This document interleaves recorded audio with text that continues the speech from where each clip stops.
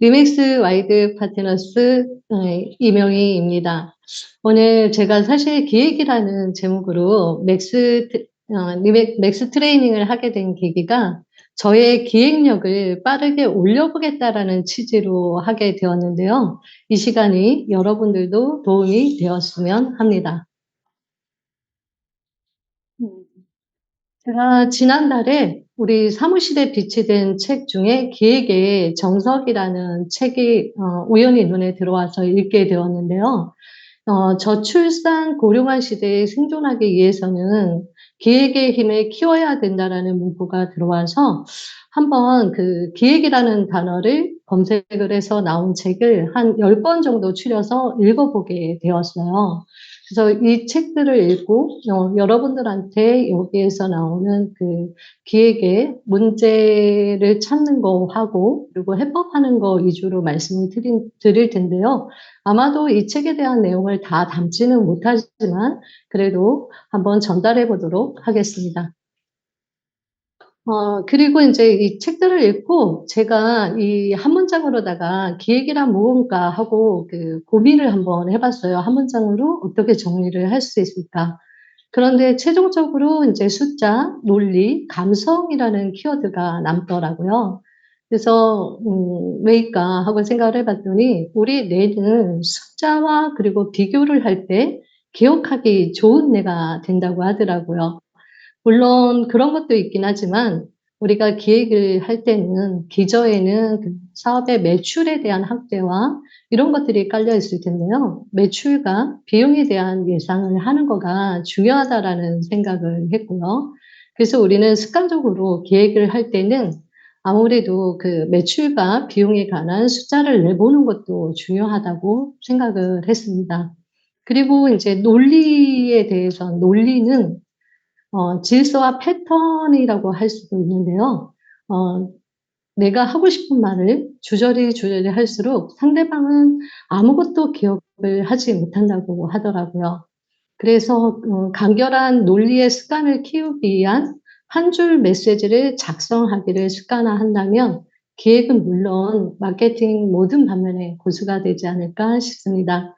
그리고 마지막으로 이제 감성이라는 키워드를 골랐던 이유가 우리는 특히 이제 감성하면 감정적인 거를 많이들 생각을 하는데요. 물론 감정도 포함이 될 수는 있겠지만 감성이란 그 오감을 이용한 통찰이라고 하더라고요.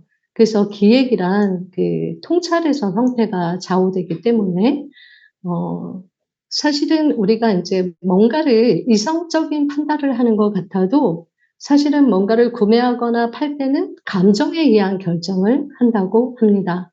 그래서 상대의 감정을 잘 이용할 수 있도록 오감을 이용해서 통찰하는 감성이 중요하다고 봤습니다.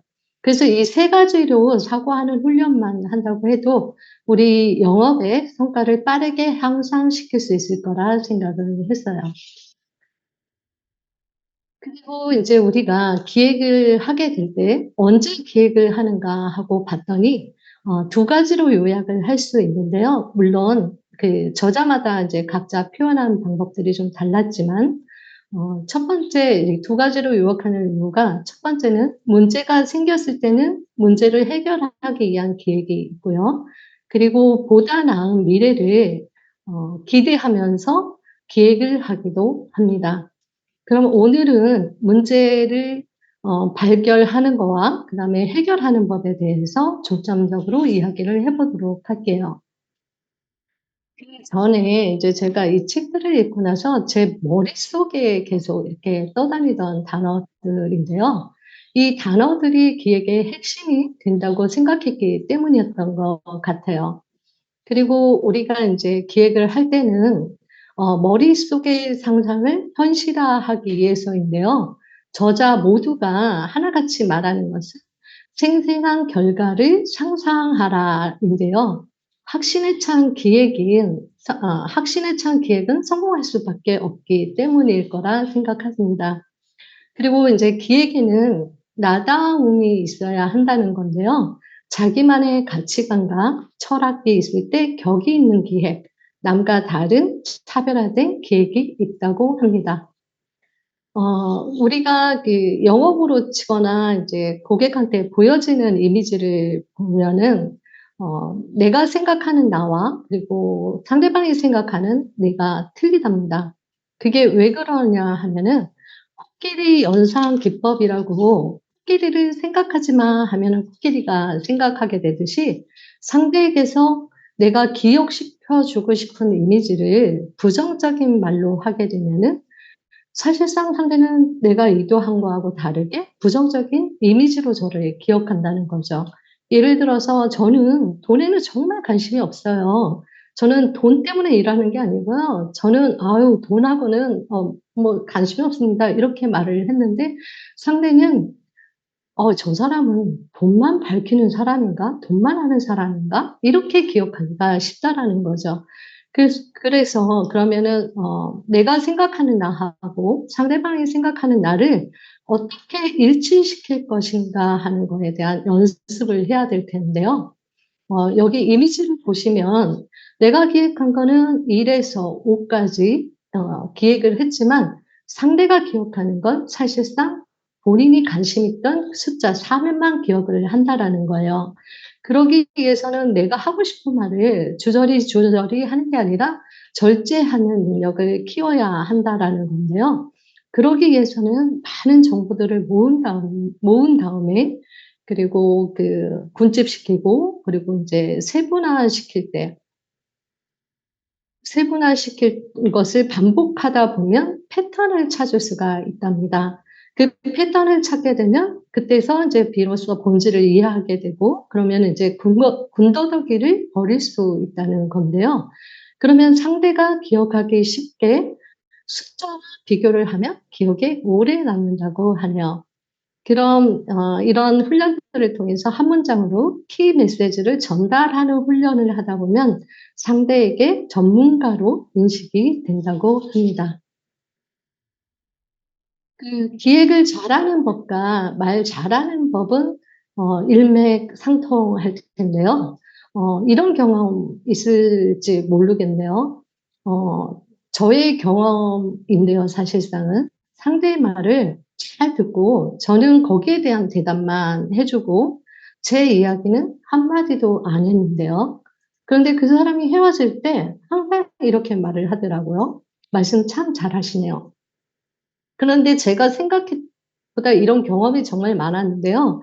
즉 이 말은 내가 중심이 아니라 상대방이 중심이 되었기 때문이라고 생각을 해요. 그래서 상대방은 그러니까 주연이 된 느낌이겠죠. 상대방은 자기 말만 하다 보니까 기분이 좋아진 거예요. 그래서 자기는 상대가 말을 잘했기 때문에 자기가 기분이 좋아진 걸로 착각한다라는 거죠. 그래서 우리는 이 부분에 대해서 훈련을 해야 되는 것 같습니다. 기획을 잘하는 법이나 말 잘하는 법이나 일맥상통하기 때문에 그건 바로 내 관심사가 아니라 너의 관심사로 내 관심사를 살짝 끼워 넣는 거가 핵심이지 않을까 싶어요.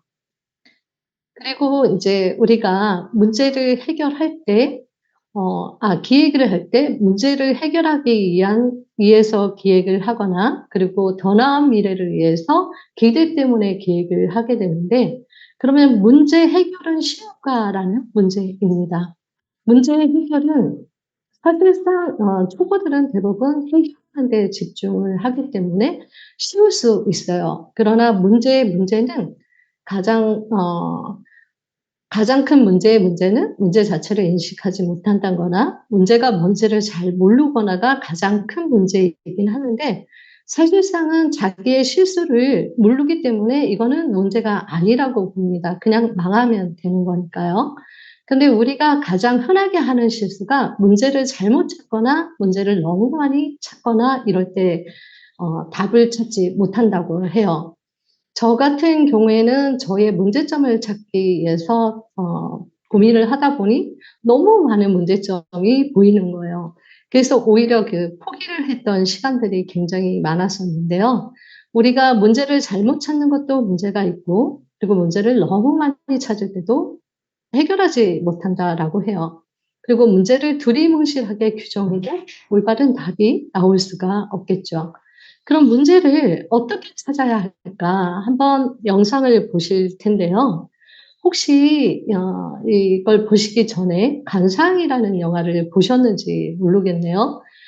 간상이라는 영화를 보면 저는 이제 그 간상이라는 영화를 보고 다른 장면은 다 잊어버렸는데 이젠 이 장면 같은 경우에는 제가 오래도록 그 명장면으로 꼽는 것 중에 하나이긴 해요. 여기 보면은 이제 그 극 중에 그 송강호 군이 조선시대 간상가로다가 단종을 보자던 김종서를 돕게 됩니다. 그 과정에서 수양대군이 역모를 하기 전에 이 간상가인 내경에게 자신이 왕이 될 상인가라고 묻는데요. 거기에 대한 답을 못해요. 그래서 그 물음에 답하지 못한 대가로 수양대군이 왕이 되고 나서 그쪽에서 이 내경, 송강호의 아들이 죽습니다. 그리고 속세를 떠나서 어느 바닷가에 곤드레 삶을 살고 있는데요. 이제 그 내경을 한명이가 찾아와서 다시 묻는 상이에요. 아니, 묻는 장면이에요. 한번 보시겠습니다. 막을 수 없었을 거란 얘기지 않소. 네. 신들한 것은 국중에서 그 내경이 한 말이죠. 난 사람의 얼굴을 봤을 뿐 시대의 모습을 보지 못했소. 시시각각 변하는 파도만 본 격이지. 파도를 만드는 건 바람인데 말이오. 여기서 문제를 규정한다는 건 사실상 굉장히 어렵습니다. 이 영화에서도 말하듯이 조선에서 내놓으라 하는 그 간상가인 내경도 문제를 잘못 규정해서 아들의 목숨을 잃었는데요. 그러면 문제는 어떻게 찾는가? 문제 규정하는 거가 있어야 되겠죠? 그런데 그 통찰력의 부재도 있기는 하겠지만 사실상 우리는 문제를 규정할 때 문제의 사실과 문제의 현상 때문에 그 본질을 보지 못한다고 합니다. 그러면 뭐가 문제이고 뭐가 문제의 현상일까요? 극 중에 내경이 말한 것처럼 시시각각 변하는 파도는 사실상 문제의 사실과 문제의 현상일 거라는 거죠. 그리고 바람을 보지 못했다고 했으니까 문제의 본질은 파도가 아니라 바람일 겁니다. 그러면 문제의 본질은 어떻게 찾을까?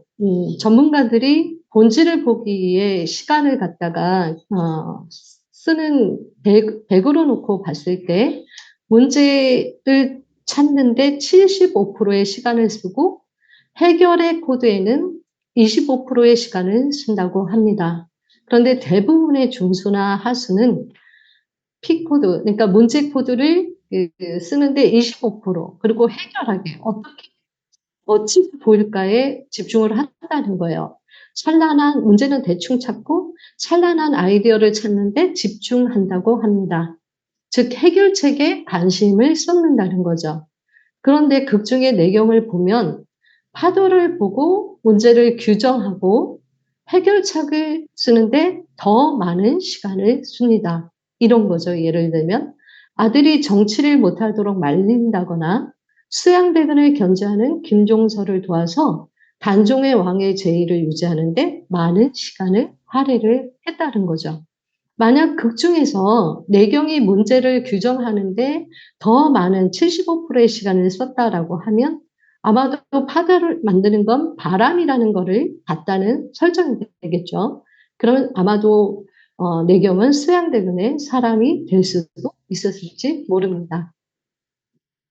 그러면 전문가들은 어떻게 문제의 규정부터 다를까 하를 보겠습니다. 우리 2002년에 그 월드컵 4강 진출 신화를 쓴 그 히딩크의 마법, 기획에 힘이 있었을 텐데요. 그때 우리 한국 코치들이 본 문제는 체력은 우리 한국 축구 선수들이 체력은 강하고 정신력이 강하다. 그런데 기술력이 부족하다라고 봤다는 겁니다. 그런데 히딩크가 볼 때는 기술력은 뛰어났고 오히려 체력이 부족하고 비효과적인 분배를 했다라는 거죠.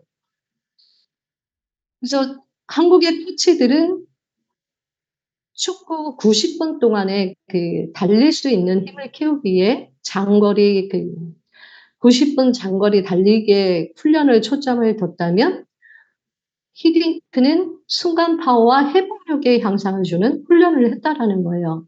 그게 뭐냐면 일명 pik픽이 훈련이라고 20m를 전력 질주를 하고 4초, 5초 동안을 회복하는 데 힘을 썼다라는 거예요. 그렇게 120회의 훈련이 선수들에게는 공포의 훈련이라고 불렸다라는 겁니다.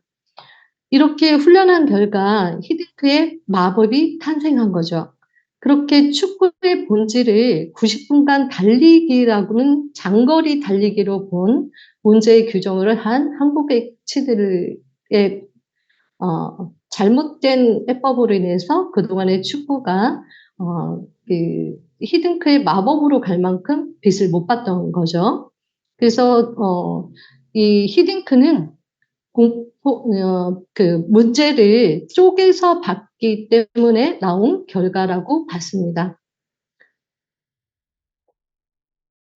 다음은 고인이 되신 정주영 회장 이야기인데요. 1952년 12월에 반세기 전 이야기입니다. 한국 전쟁 중에 많은 유인군이 전사를 했죠. 그래서 우리나라는 희생자들을 추모하기 위해 부산에다가 유엔 묘지를 조성을 했습니다.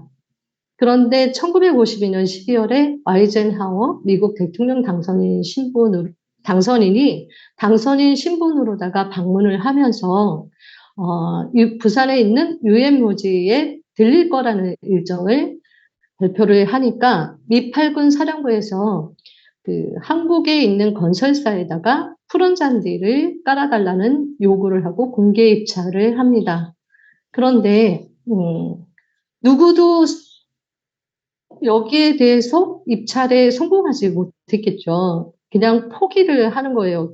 왜냐하면 문제의 규정을 겨울엔 잔디가 없다라는 사실에 집중했기 때문에 아니 어떻게 겨울에 잔디를 깔아라는 사실로 규정을 하다 보니까 해답을 찾을 수가 없었던 거죠. 그런데 정주영 회장은 겨울엔 잔디라는 사실보다는 푸르름의 본질을 보고 낙동강에 있는 보리를 옮겨다 심어서 황량한 유엔 묘지를 푸르게 변화를 시켜서 이 프로젝트를 완수합니다. 여기서 다른 건설사들은 문제 규정을 겨울에 잔디가 없는 걸로 하다 보니 해결할 수 없었지만 정주영 회장은 한겨울에 푸르름으로다가 이해를 하고 완수를 했다라는 거죠. 그래서 이후에 미군에서 나오는 공사는 현대건설의 동무대가 되었다는 전설 같은 이야기인데요. 근데 여기에서 본질은 겨울에 잔디라는 사실이 아니라 푸름이 없는 것으로 보았다면 정주영 회장뿐이 아니라 다른 건설사도 꼭 보리가 아니더라도 다른 해결책을 제시할 수 있었다라는 저자의 주장인데요. 그런데 저는 여기서 의문점이 들었습니다. 우리 뇌는 우리가 경험한 것과 우리가 익혔던 지식을 바탕으로 사고를 하기 때문에 만약에 정주영 회장이 보리를 한 번도 본 적이 없는 사람이라면 이 아이디어를 생각해낼 수 있을까라는 의문입니다. 물론 다른 해결책을 내놓을 수도 있었을 겁니다. 그러나 이제 제가 말씀드리고 싶은 것은 경험과 다양한 지식 없이는 가능하지 않다는 이야기를 하고 싶은 건데요. 그런 면에서 저보고 애사심이 많다고들 하는데 애사심 다시 한번 발동 한번 하고 넘어갈게요. 우리 리믹스 시스템은 정말 잘 되어 있는 것 같아요. 경험이 많지 않아도 다른 사람의 경험을 듣고 내 경험처럼 활용할 수 있는 시스템이 잘 되어 있기 때문인데요. 그런데 혹시 이 교육을 듣는 분들 중에 부동산의 안전이 초보인 분들은 선배님들하고 진행하셨으면 합니다. 왜냐하면 경험자들이 아무리 목적과 방향을 말해 주어도 상세의 경험이 없는 사람들은 이해하지 못한다고 하더라고요. 그만큼 경험과 지식이 중요하기 때문인데요. 그리고 경험과 지식을 많이 쌓기 위해서는 많은 시도가 있어야 되겠죠. 많이 깨지는 방법밖에 없는 것 같아요. 그래서 선배들과 식사하실 기회가 생기신다면 계약 사례를 많이 들으시고 그렇게 하다 보면 좋은 결과가 생길 거라고 생각합니다. 그래서 문제의 본질을 보는 능력이 키워질 거라고 생각합니다. 자, 그러면은 이제 그 문제를 보는 법에 대해서 이제 얘기를 했었는데요. 그러면 해결 코드는 어떤 건가? 그러면 이제 해결책에 대해서는 어떤가를 보는데요. 모든 성공한 기획자들의 그 아이디어를 보면, 다른 아이디어를 자기의 생각을 잘 섞었다는 생각을 하셨을 겁니다. 그래서 그런지 기획 관련의 책에서는 하나같이 아이디어를 잘 훔쳐서 잘 섞는 거라고 이야기를 하더라고요. 그러면 우리는 훔치는 것과 베끼는 차이를 알아야 되는데요.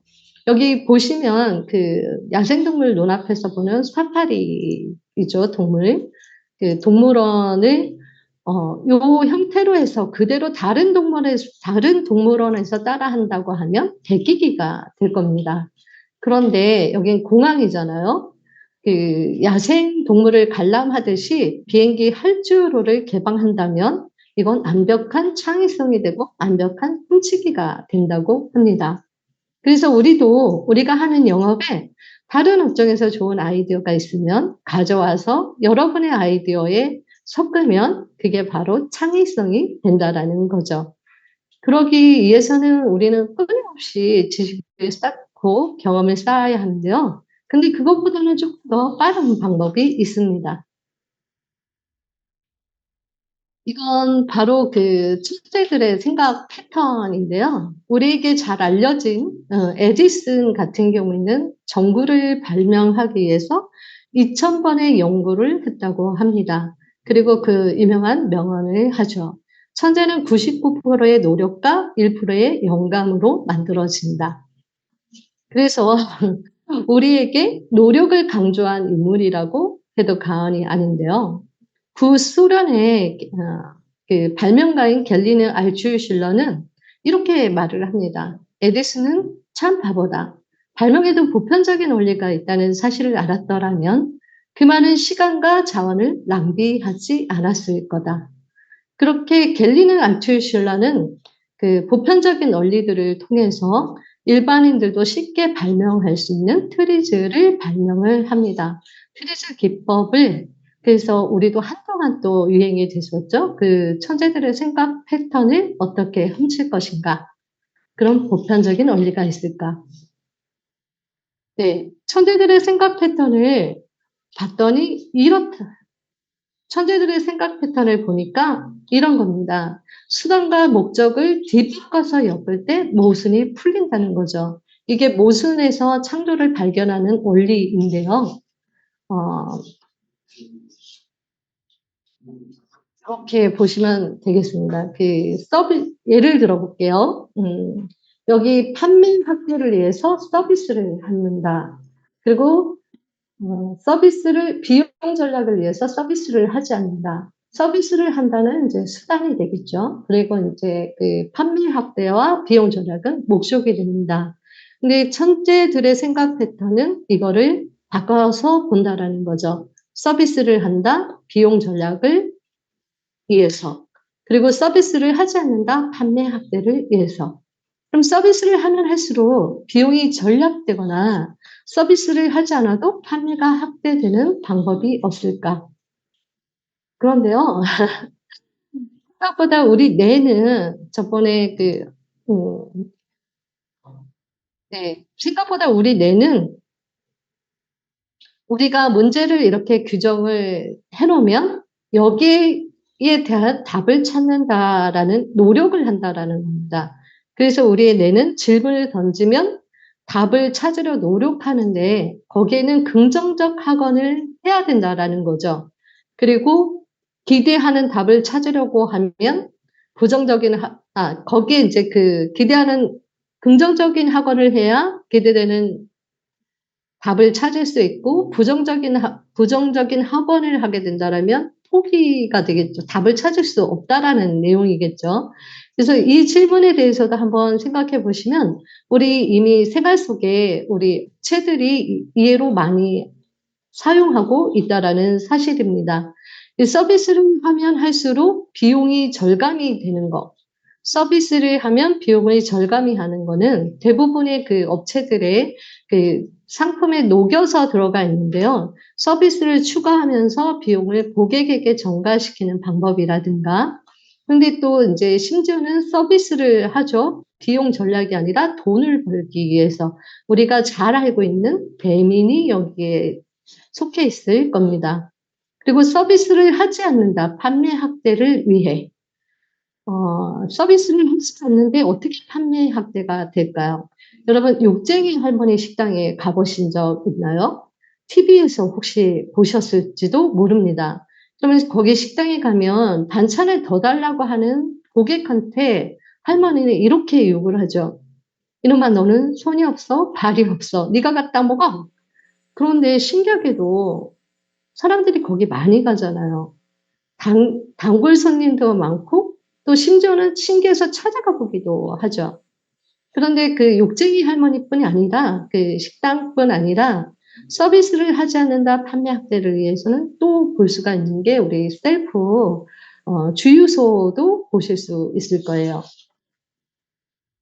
그래서 이런 훈련을 통해서 여러분의 그 모순의 답을 찾게 되면 여러분들의 창의성이 올라간다라는 내용이고요.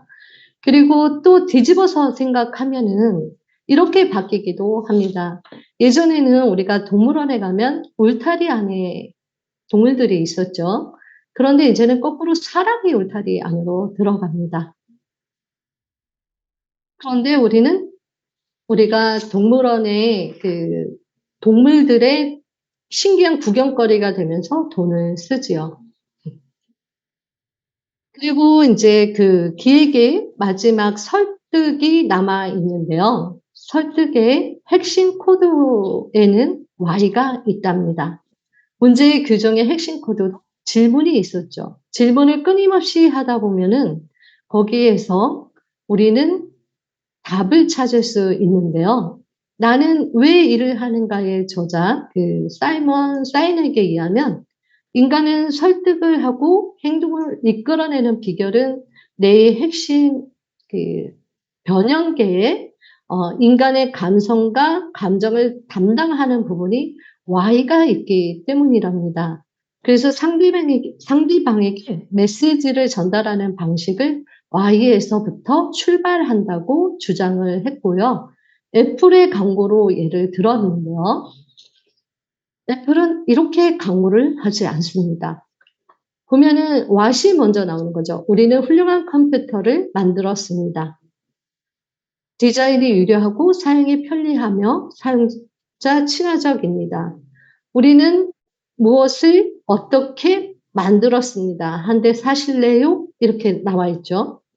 그런데 뛰어난 기술을 발명하고도 마케팅 기획을 잘못해서 뛰어난 기술의 빛을 보지 못하고 사라지는 경우가 너무나 많다고 합니다.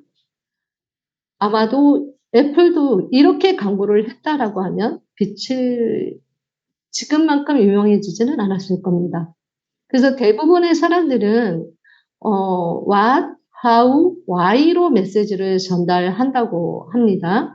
그런데 인간의 행동을 이끌어내는 설득의 달인들은 거꾸로 why, how, what으로 메시지를 전달하고 합니다. 그러면 애플은 어떻게 광고를 할까요? 네, 애플은 이렇게 광고를 하죠. why, how, what. 우리가 하는 모든 일은 현실에 도전하기 위함입니다. 우리가 왜 일을 하는지에 대해서 설명을 하고 있죠. 그리고 우리는 다르게 생각하기에 가치를 믿습니다. 그리고 그것을 위해 우리는 모든 제품을 유려한 디자인, 편리한 사용법, 사용자 친화적으로 만들었죠. how를 제시하죠. 거꾸로 what이 없네요. 네. 그래서 제가 실수했습니다. 네, 그래서 이 훌륭한 컴퓨터가 탄생되었습니다. 뭐 아시겠네요. 그쵸? 한 대 차실래요? 네. 어, 제가 이제 그 기획 관련 책을 읽다가 한 세 권의 책에서 도쿄 알부동산에 대해서 이야기가 나오더라고요. 그래서 알부동산은 도대체 어떻게 일을 하는가 그 책을 봤더니 알부동산은 그 매력적이고 개성 있는 물건만 골라서 소개를 하는 부동산 편집숍이라고 소개가 되었더라고요. 그리고 그 선택의 그 명확한 기준은 없지만 본인들이 느끼기에 감동이 있는가에 중점을 두고 일한답니다. 그리고 직원들 또한 방향성이 같으면서 심지어는 그 방향에 대해서 타협의 여지 또한 없다고 하더라고요. 그러면 또 우리 리믹스는 어떻게 일하는가 궁금하잖아요. 그래서 생각을 해봤더니 전속 중심으로 일하는 부동산. 그리고 선진화된 중개 서비스로 고객 만족 결과로 보여주는 부동산이라는 어, 결론을 내었는데요. 음, 우리가 이제 제가 또 이제 기획 관련 책을 읽다가 도쿄 부동산을 못지않게 우리 리맥스 또한 기획이 잘 된 부동산 회사라는 자부심을 다시 한번 갖게 되었습니다. 그러면 끝으로 예, 자기 기획을 잘하는 사람들을 한번 살펴봤는데요. 여기 보시는 분들은 다 부동산으로다가 큰 성공을 하신 분들입니다. 그리고 자기 기획의 첫 시작이 복장이었는데요. 먼저 이 오른쪽에 이 여성분은 바바라 코란 그룹의 회장인데요. 우리나라에서는 한 2002년 그 엄마는 CEO라는 저자로 유명했죠. 그리고 지금은 뉴욕시의 그 신축 빌딩의 30에서 40% 정도를 성사시키는 포코, 포코란 그룹의 회장이기도 합니다. 그리고 여기 보시면 안전 세대서 하는 그 포즈를 하고 있는 것 같은데요, 제 눈에는. 이분은 그 모든 것이 세일이다라는 그 저자, 그 프레드릭 에크룬트입니다. 이분도 복장에 먼저 관심을 두었었고요. 눈에 띄는 옷이나 그리고 그 양발 등, 그리고 제스처, 본인만의 제스처, 이걸로다가 그 영업의 시작을 남들과 다르게 눈에 띄는 걸로부터 시작을 했다라고 하는데요. 이 프레드릭 에크로드는 그 연간 빌딩 28채의 그 거래로다가 연 220억에 달하는 수입을 내는 분이라고 합니다. 그리고 R부동산에서 이분은 좀 특이하게 이게 아프로펌이라고 하더라고요. 그 막 날아가는 머리. 네. 그 무르타 게스케는 앞, 그 아프로펌에다가 정장을 입어서 어디에서든 눈에 띌 수밖에 없을 텐데요. 그래서 그런지 그 알부동산의 탑 프로듀서라고 하더라고요. 네. 이제 있어빌리티는 영어로다가 우리말 있다라는 뜻과 그 어빌리티 능력이라는 그 합성어로다가 있는 건데 만들어진 그 신조어인데요. 있어빌리티는 진짜 있고 없고를 떠나서 타인의 시선으로 보았을 때 뭔가 있어 보이도록 만드는 능력이라고 합니다. 우리 아무리 능력이 있어도 고객이 찾아주지 않으면 아무 소용이 없잖아요. 그리고 자기 기획을 잘하는 사람들을 보면 자기가 가진 능력보다 훨씬 능력 있게 보인다고 합니다. 마케팅과 기획이 이제 생존이라고 합니다.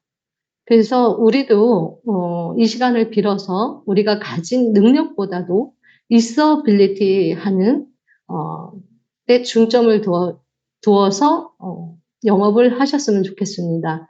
그리고 우리 영업이 정말 힘들잖아요. 그건 성공 시에는 큰 수입이 있기 때문일 텐데요. 언제나 가장 좋은 길은 두려움이 있는 그곳에 존재한다는 이 말을 저는 굉장히 좋아하는데요. 우리의 큰 수입을 위해서 있어빌리티로 한 걸음 더 내딛는 리믹스인이 되셨으면 좋겠습니다. 감사합니다.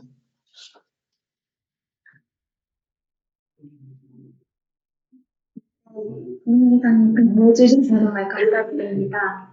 네, 혹시 질문 있거나 궁금하신 분들 계실까요?